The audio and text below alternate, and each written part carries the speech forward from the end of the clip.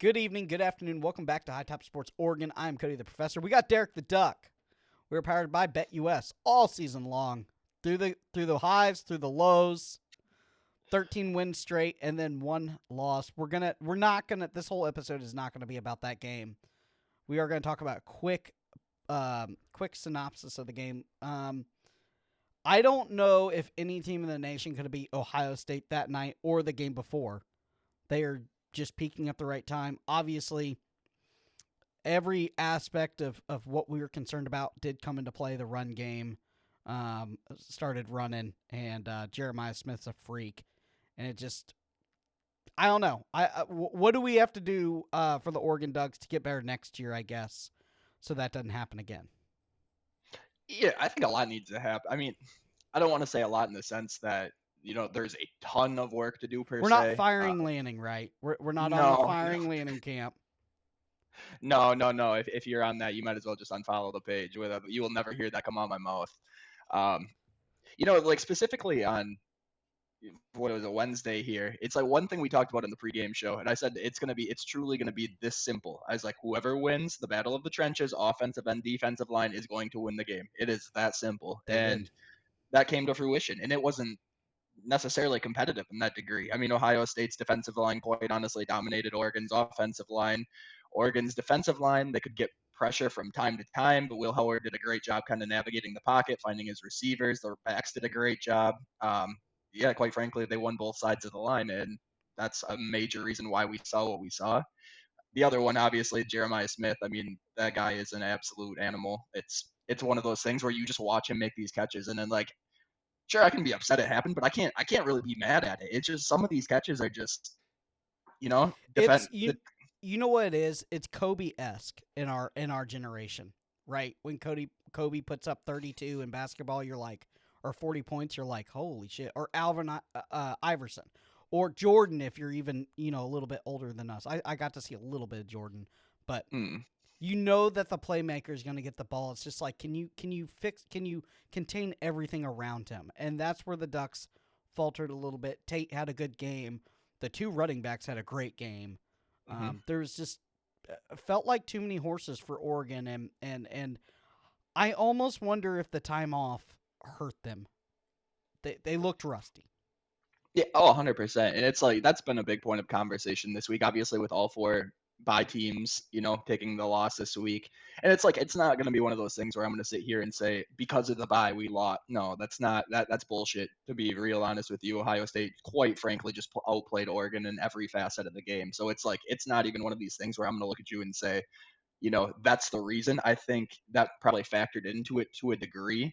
Um, but at the same time, I mean, you got to be able to prepare, right? I mean, that's just what it is. You're at the collegiate level. This is the highest of the high of competition, and if you can't get yourself up and ready to play in these caliber of games, then I don't know what to tell you. You probably don't deserve to be there in the first place.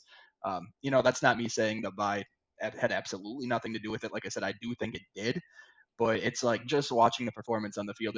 I can't look at that performance and say that's due to the bye. Like they just flat out looked like they didn't show up. For sure. And I'm going to say this. Like I said, I don't know if there's a team in the nation on their best day that could have beat Ohio State that game. They were that much head and shoulders above everybody. We saw flashes of that the last game too, right? And it's just like they're peaking when they need to peak, right? And I feel like Oregon maybe peaked a little early, or mid-season, and they peaked when they needed to. When you're going up against multiple NFL number one draft picks and Jack Sawyer and then the offensive line and the two running backs and Jeremiah Smith's going to be a first round pick. It's the error for the error for basically errors. How much you can error is one or two plays. That's how tight these games are. One or two plays. And then it felt like Oregon on defense and offense at one point had no response to what 100. they had. Yeah, 100%. And like you said, it does come down to those couple plays. And what was the first play of the game? They ripped off a 30-yarder. You could feel the energy almost immediately, the way they Yep. marched down the field. scored with absolute ease. There was nothing anybody was going to do about that. Then the offense jumps on the field. I think they got a first down. I think they go something like 5, 6 and out. Ohio State marches down the field again, and then Oregon they shot themselves in the foot so many times. There were 2 drop passes. Dylan Gabriel did miss a few open receivers, which that's going to happen when you're constantly under pressure and duress. So it's like that the offensive line clearly faltered. He was sacked. I don't even remember what it was, something like 8 times, just like an Yeah. absurd number of times he was under pressure. And I think he had something like 11 sacks coming into this game. So like that tells you just how much more dominant this Ohio State line was compared to what they'd seen previously in the season, and that includes the October 12th matchup, Ohio State. Like this team looked significantly different. Like you said, they're starting to peak now. Back then, they were playing really well. Obviously, I don't think they played their best game against Oregon a month ago. Clearly, did not play their best game against Michigan, but they found a way to turn it on. Last week against Tennessee, this week against Oregon. I'm excited to watch this matchup for them coming up next weekend. I can't look at Ohio State and say that I think anybody else will win the national championship. I think if they continue to play at the caliber they have the last 2 weeks, I think they're going to walk to this national championship. I'll say this: Derek was right about one player, and that was wide receiver Trayshawn Holden. Had a big game, and just kind of oddly, nobody else stepped up. Evan Stewart, MIA, the tight ends. Ferguson had a couple big plays, but not like a regular Ferguson game. Mm-hmm. The running backs, Jordan James goes out early with an injury, concerned about him, and then Noah Whittington didn't have anything else for him either. They were stacking the line, and so the one player that stepped up. It's funny because it's like the one player that stepped up we thought had to step up had to be stepping up on top of everything else working out right, and it just didn't. Mm-hmm. It just didn't work out right. No, and the Evan Stewart thing, that was kind of the other one we talked about in the pre-show, how we thought he needed to show up, but then he didn't play at all due to a pre-game injury. So he was slated to go all week, tweaked something pre-game, they sat him out. I mean, obviously, he wasn't going to make the difference in this game for them to win just based off how they played defensively on the offensive line. I mean, offensively in general, it wasn't going to happen. But you're not doing yourself any favors. Jordan James going out, obviously, I think that hurt a little bit. That was early too. It really was. It's just at that point the offensive line had no type of push. Their run pro was just it was atrocious. So that's not even something I can look at the Jordan James injury either and say, well, that probably played a large factor. I just think it was such a culmination of everything going wrong to get us to this point. You can't be upset with 13-1. You lost one game, but you lost the game you couldn't lose. Unfortunately, we're gonna move on from that. Hell of a season for the Ducks and Dan Lanning. First time in the Big Ten. Big Ten champion. Nobody's ever done that. Walk into the Big Ten and kick the door down like that. I think the Ducks have put a target on their back, and Big Ten teams know that you guys are for real. And Dan Lanning's going to keep recruiting the way he's been recruiting. Let's go ahead and lean into that. 4/5-star quarterback decides to decommit. Obviously, when we talked about the commitment, I thought it was a little weird they committed anyway. I questioned you. You're like, no, Dan wanted to take another quarterback. I never thought that one of the guys was going to make it. Obviously, I guess he's flipping back to Cal. I don't think it's a loss. I don't think it's a concern. Don't send up the duck signals and everything is on fire yet. I think we are fine. Decoria Moore is going to step in as the starting quarterback next year, start slinging the rock in that Wilstein offense. I think everything is Dante okay. Moore? Decoria Moore, he might be catching some touchdowns. Yeah, sorry. I just watched the it might be more to more. Yeah. Right. Dante Moore. My bad. Let's go ahead and get into that. Yeah, it's one of the, like you said, it was kind of one of those things where that recruitment came on pretty late. And we know we've been told all cycle that Oregon did want to take 2 quarterbacks this cycle. And, going back a year ago when we started this channel, I had said initially that Akili Smith Jr., that was the one recruit I was 100% confident would remain with the Ducks, just knowing you kind of have at least a quarterback locked down. Yeah. And then you're to be fortunate enough to jump in his recruitment here toward the end, and obviously ended up with this signing the letter of intent and stuff. That was great, but at the very same instance, this quarterback room currently, you have Dante Moore, who was a former 5-star quarterback just transferring in from Ookla, Yep. right? You have Austin And Novosad, played. who And played. started. Yeah, I mean, Started. right. Austin Novosad, right? Yep. Achilles Smith Jr. is coming in. He's going to try to compete for one of those backup positions, and that leaves KJS. Luke Moga as well. But like I said, I mentioned I think they're going to use him as a little more of a gadget type player. Anyway, but they have 3 to 4 quarterbacks who you can look at before KJS was able to come in and say, yeah, more than likely you're either equally battling for a position or you are at least number 3 on this depth chart. And one of the things that they had said this week, his camp had said, is that, he wanted an opportunity to start early in his career, and he didn't necessarily think that was going to be the case at Oregon because he didn't feel like a priority in the QB room, which, yeah, you and I, we can sit here and look at it and say, we could have told you that on signing day. Yeah. You know what I Yeah. mean? Just based off, the moves that we made in previous years, what we have going forward. So it was kind of one of those like head scratchers in a sense because you and I know this was going to be the reality, Yeah. but for him not to know that was going to be a reality, I don't know. Well, It that's was why kind of I was questioning it. I was like, oh, look. And truthfully, it, I'm and guys, I'm a Florida guy. I like Achilles Smith Jr.'s film better than I liked the other cats. mm, Personally, I think Achilles Smith Jr. brings a deep ball accuracy that the other kid didn't. I think he is more well rounded in that Will Stein offense, and I'm not even a Duck fan, guys. I just watch the players for the recruiting channel. I watch hundreds of players a year. I like Achilles Smith Jr. over the other cat. But that's just me. And you don't know yeah. what kind of he was the number one player in Hawaii, and you don't know what kind of talent that. I mean, Hawaii's not a talent rich state, so I just Right. They've it's had one some of those quarterbacks things. come out.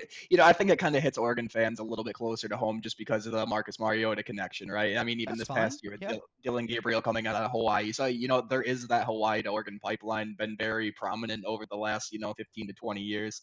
And I think that's just where a lot of people get caught up in it in a sense because he's another Hawaii kid and they want him to be the next Marcus Mariota. And that's great. I understand that. Yeah. But it just based off what they have right now available to them, that wasn't going to be his reality, not this year, likely not the year after. So that's at least 2 to 3 years of sitting, before we're even talking about him entering the conversation for a starting position. So, it was it was a strange recruitment toward the end, especially with, the flip to Oregon toward the end there. And now obviously most likely heading back to Cal.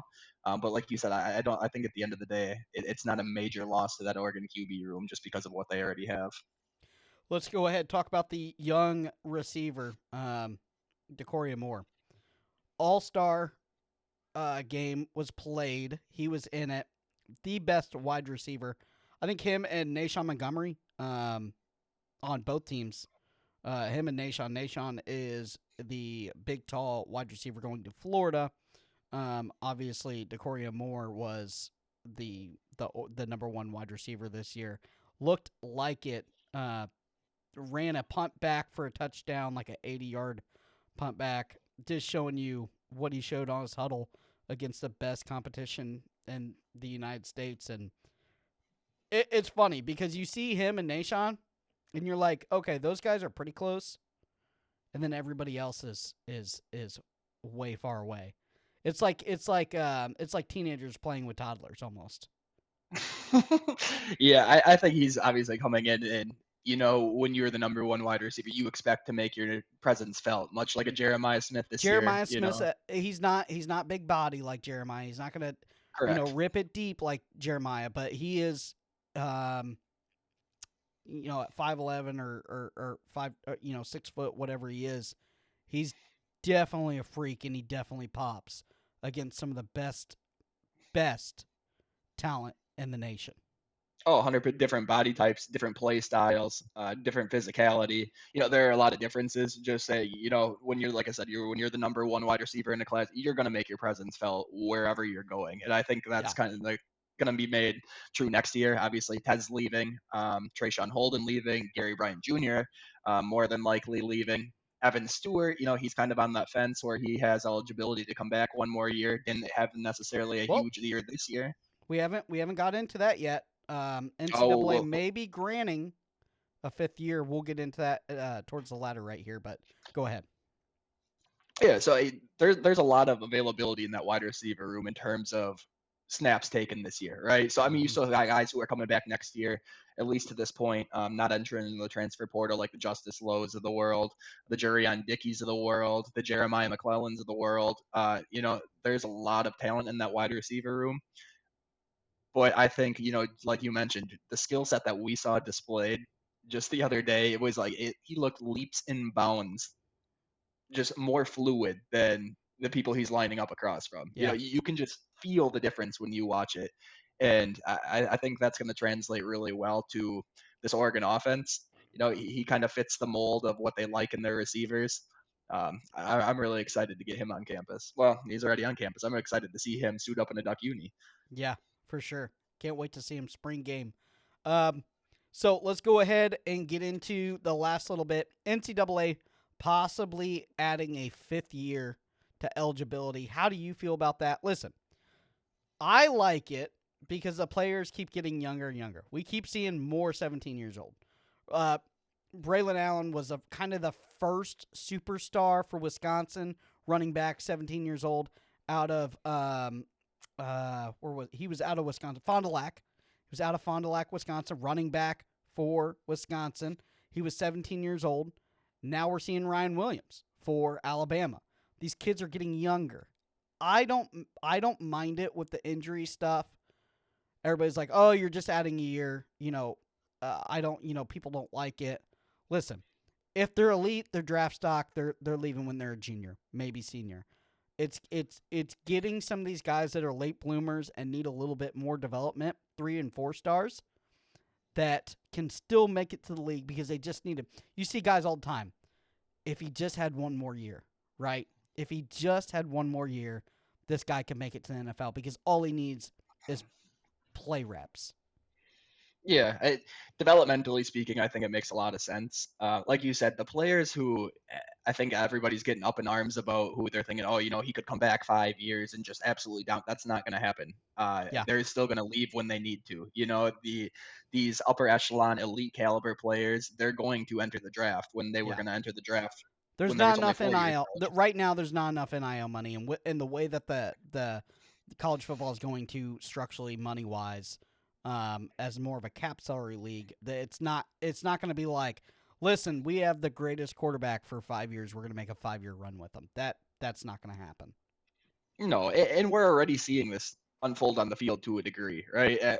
Michael Penix for UW last year, Heisman finalist. He had an extra year. Bo Nix, same thing there, right? Yep. Dylan Gabriel this year, same thing there. I think I just saw Oklahoma State's quarterbacks coming back for like a sixth or a seventh year of eligibility.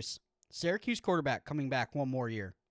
Yep. So you're getting Cam McCormick, the former Oregon tight end, went down to Miami. He just played for what was it, 8 years, I believe. Yeah, he had a Yeah, bunch of he was injuries. yeah, he was playing with Justin Herbert in Yeah. Oregon, so we're seeing this take place, but it's not these like elite caliber players we're seeing trying to maintain this eligibility, come back and soak up all the NIL and Jer- just dominate. That's not the Jeremiah case. Smith isn't playing for Ohio State for 5 years.